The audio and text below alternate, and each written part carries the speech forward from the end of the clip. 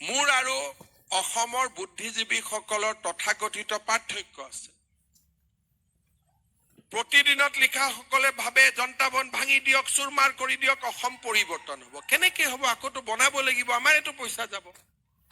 কিন্তু মোৰ কথাটো হ'ল যে নহয়, দুটা ৰাস্তা নতুনকৈ বনাওক, অসমখনৰ পৰিৱৰ্তন হ'ব। দুখন মডেল স্কুল বনাওক, অসমৰ পৰিৱৰ্তন হ'ব। দুটা ল'ৰাক বেছিকৈ চাকৰি দিয়ক, অসমৰ পৰিৱৰ্তন হ'ব। ডিষ্ট্ৰাকশ্যনে ৰাজ্য এখন নিৰ্মাণ নকৰে। ৰাজ্য এখন নিৰ্মাণ কোনে কৰে? সৃষ্টিয়ে। সৃষ্টিত আনন্দ আছে, ডিষ্ট্ৰাকশ্যনত আনন্দ নাই। আজি আমি এই হলটোত বহি আছো, ৰাজ চক্ৰৱৰ্তী বহি আছে, তেওঁ কমিশনাৰ PWD বিল্ডিং, তেওঁ কোনোবাই কমপ্লিমেণ্ট কৰক নকৰক, বহি থাকোঁতে he is feeling a chance of satisfaction যে মই কমিশনাৰ থাকোঁতে ইমান ধুনীয়া বস্তু এটা মই সৃষ্টি কৰিলোঁ। মাকে ইমান কষ্ট পায়ো কিয় ল'ৰা ছোৱালীক জন্ম দিয়ে? লেবাৰ পেইনটোতো কম ডাঙৰ পেইন নহয়, আমিতো পোৱা নাই। কিন্তু মাজে মাজে ডক্টৰসকলে আমাক কয় যে হাৰ্ট এটেক হ'লে যিমান বিষ হয় তাতকৈ বোলে লেবাৰ পেইনটো বেছি ডাঙৰ পেইন। মইতো আই হেভ নট এক্সপিৰিয়েঞ্চ, বাট যিটো মই শুনিছোঁ। কিন্তু ইমান ডাঙৰ পেইনৰ পিছতো মাকজনী কিয় ৰেডি হয় বাচ্চাটোক জন্ম দিবৰ কাৰণে?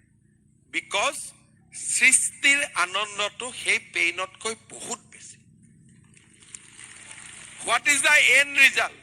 যে মই এটা বাচ্চা পাম মোৰ কোলাত। ডেট প্লেজাৰ, সেই যিটো অনাবিল আনন্দ, ই পেইনটোক পাহৰাই দিয়ে, যে পেইনে ইয়াক মেটাৰ নকৰে। আজিকালি চিজাৰিয়ান ছেকশ্যন আহিলে বেলেগ কথা, কিন্তু আগতে যেতিয়া আমাৰ মাহঁতে আমাক জন্ম দিছিলে, তেতিয়া মাহঁতে কি ডিচাইড কৰিছিল? যে পেইন আৰু বাচ্চাত সৃষ্টিৰ আনন্দ পাম, চ' পেইন উইল বি অভাৰলুক। পেইন যি থাকে আমি তাক ইগনোৰ কৰিম। যেনেকে আমি পাৰোঁ অসমখনক আমি কণ্ট্ৰিবিউট কৰিবৰ কাৰণে চেষ্টা কৰিম। এইবিলাক হৈ গ'ল, পুৰণা হৈ গ'ল, এইটো কৰা, অমুক কৰা, তমুক কৰা, দোজ ডেইজ আৰ অভাৰ। এটা জেনেৰেশ্যনে কৰিছিল, ইট ইজ নাও অভাৰ। মইতো আজিকালি কণ্ট্ৰেক্টৰবিলাককো মাতি আনি কওঁ, ভাই তহঁতি 2 টকা লাভ কৰিবি, মোৰ অফিচাৰখিনিক বেয়া নকৰিবি। কোনে বেয়া কৰে? তেওঁলোকে আহি বেয়া কৰে। গতিকে আপোনালোক বেয়া নহ'ব, পিয়ৰ হৈ থাকক আৰু সৃষ্টিৰ আনন্দ লওক, যে আই হেভ মেড দিছ ডিফাৰেঞ্চ। ইয়াতকৈ ডাঙৰ আনন্দ একোৱেই নাই পৃথিৱীত। আৰু যেতিয়া প্ৰতিজন চৰকাৰী কৰ্মচাৰীয়ে সৃষ্টিৰ আনন্দ ল'ব আৰম্ভ কৰিব, সেইটোতকৈ ডাঙৰ কথা একো নাই। আজি আমাৰ জাগিৰোডত ছেমি কণ্ডাক্টৰ ইণ্ডাষ্ট্ৰী হৈ আছে। আমাৰ অফিচাৰবিলাকে সকলোৱে তাত জঁপিয়াই পৰিছে যে কিবা এটা হওক অসমৰ কাৰণে। আজি টাটাৰ টপ যিখিনি এক্সিকিউটিভ, তেওঁলোকে মোক কয় যে Assam has out perform Gujarat. একেলগে 2টা জেগাত ফেক্টৰী আৰম্ভ হৈছিল, গুজৰাটৰ ধলেৰা আৰু আমাৰ জাগিৰোড। আমাৰ অফিচাৰখিনিৰ তৎপৰতা গুজৰাটতকৈ বহুত বেছি। আপোনালোকে জানি ভাল পাব, যোৱা 5 বছৰত উই ৱৰ্ক এজ এ টিম। 2001 চনৰ পৰা 2025লৈ ভাৰতৰ বিকাশ হৈছে 29%, আৰু আমাৰ অৰ্থনীতিৰ বিকাশ হৈছে 45%। Gradually, we are overtaking many states of India by good work. কিন্তু এতিয়াও আমি পাৰফেক্ট পজিশ্যনত যোৱা নাই। 30% কৰ্মচাৰী, 40, 50, 60, বাট ষ্টিল দেয়াৰ আৰ পিপল যোনে এতিয়াও টিমত সোমোৱা নাই, এতিয়াও তেওঁলোকে নিজৰ পুৰণা স্বভাৱ ৰাখিছে। কিন্তু maximum officers has change, maximum employee has change. আৰু আজিকালি আপোনালোকে দেখিব অফিচত কাজিয়া পেচালৰ নিউজো নোলায়। আগতে সদায় কাজিয়া পেচাল, হুলস্থুল, টিভি গুচি যায়, পৰ্টেল গুচি যায়। এতিয়া বহুতবিলাক ভাল হৈছে, কিন্তু তাৰ মাজতো আপোনালোকে চিন্তা কৰক, কেইদিনমান আগতে বঙাইগাঁৱত আমাৰ ইঞ্জিনিয়াৰ এগৰাকী আত্মহত্যাও কৰিছে। এই যে বেয়া উদাহৰণবিলাক আমি লাহে লাহে নোহোৱা কৰিব লাগিব। আমি এখন নতুন অসম বনাব লাগিব আৰু আপোনালোকে হৈছে চালিকা শক্তি। আপোনালোক নিজে উদ্দেশ্য নহয়। ইকনমিক্সত পঢ়িছে, you are not means by yourself. You are a means to achieve an end. And what is the end? Public welfare. Welfare of Assam. অসমৰ কল্যাণে হৈছে আমাৰ আকাংক্ষিত উদ্দেশ্য আৰু সেই দিশত আমি সকলোৱে কাম কৰিব লাগিব। আৰু মই নাভাবো আপোনালোকতকৈ মই ডাঙৰ অসমীয়া। আমি সকলো সমান আৰু আমি সকলোৱে যেতিয়া হাতত হাত ধৰি খোজ কাঢ়িম তেতিয়াহে আমাৰ ৰাজ্যখন সৰ্বাংগ সুন্দৰ হ'ব। এতিয়া এটা ঘৰুৱা কথাৰে সামৰণি মাৰিম। কিমান আজি চাকৰি এপইণ্টমেণ্ট ল'ব সকলে হাত দাঙক, কাৰণ গাৰ্জেন বহুত আহিছে। কোনে কোনে চাকৰি পাব? ঠিক আছে। ইয়াৰ ভিতৰত বিয়া বাৰু কিমানে কৰা নাই? কোনে কোনে কৰা নাই হাত দাঙক। এতিয়া মোৰ ৰিকুৱেষ্ট, আজি চাকৰি পোৱাৰ পিছত বহুত দেৰিলৈকে ৰখি নাথাকিব, লগে লগে বিয়াখন পাতিব। আমাৰ অসমীয়া ল'ৰা ছোৱালীৰ মাজত কৰবাত সোমাই গ'ল যে বিয়া দেৰিকৈ পাতিব লাগে। মই আপোনালোকক ইম্পৰ্টেণ্ট লাইফ লেচন এটা দিব খুজিছো।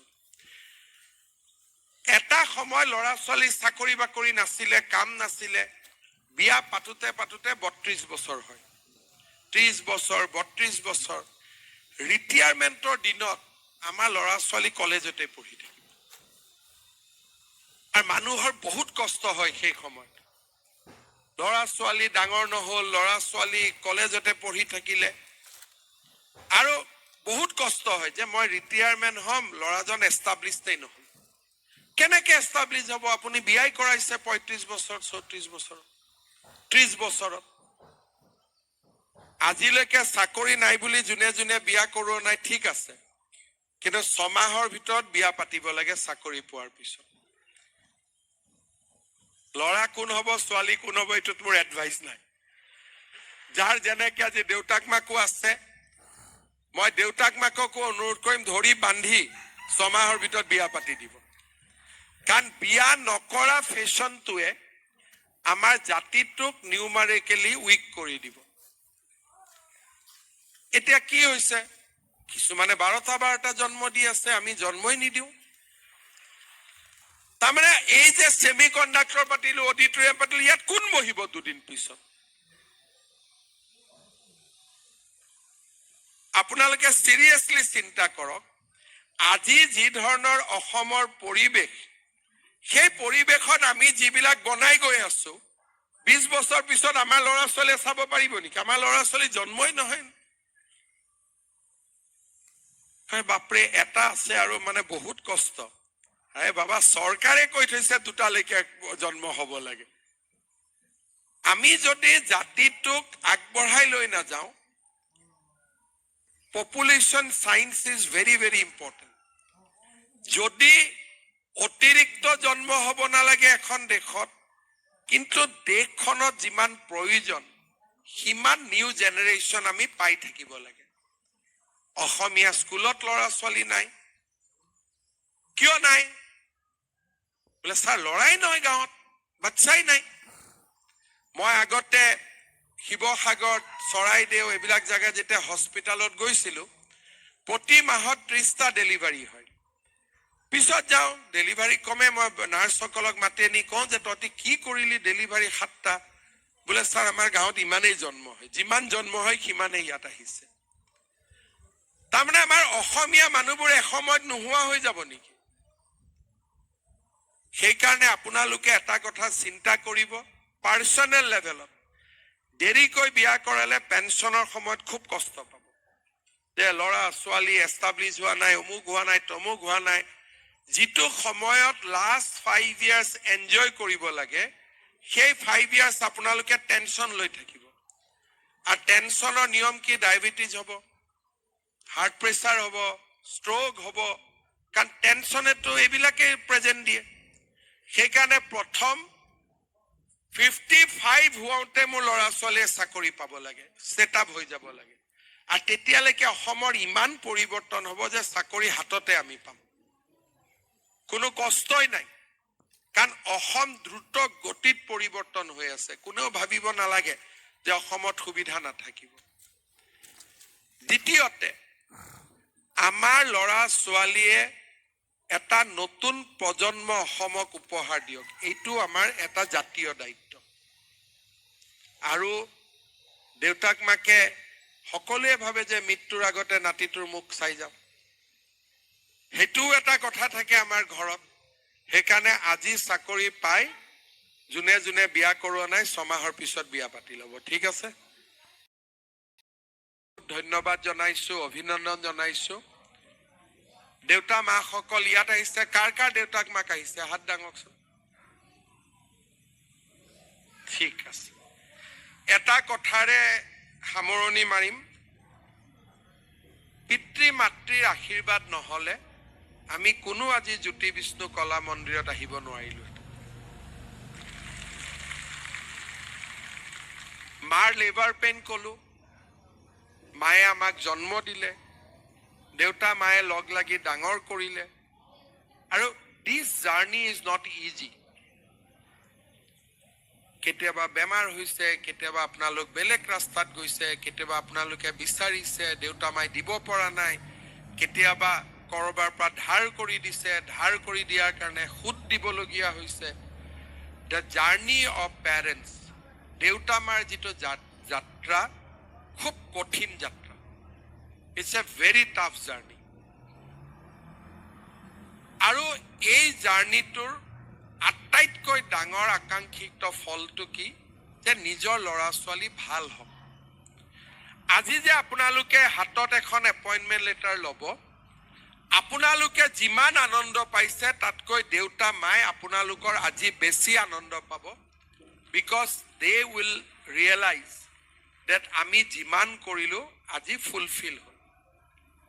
দেউতা মাৰ কাম আজিৰ পৰা শেষ হৈ গ'ল। Because our parents are not selfish. ইমানখিনিলৈকে তেওঁলোকৰ দায়িত্ব আছিলে। লাহে লাহে আপোনালোকে বিয়া পাতিব, দেউতা মা আপোনালোকৰ পৰা আঁতৰি যাব, because they will give you the freedom.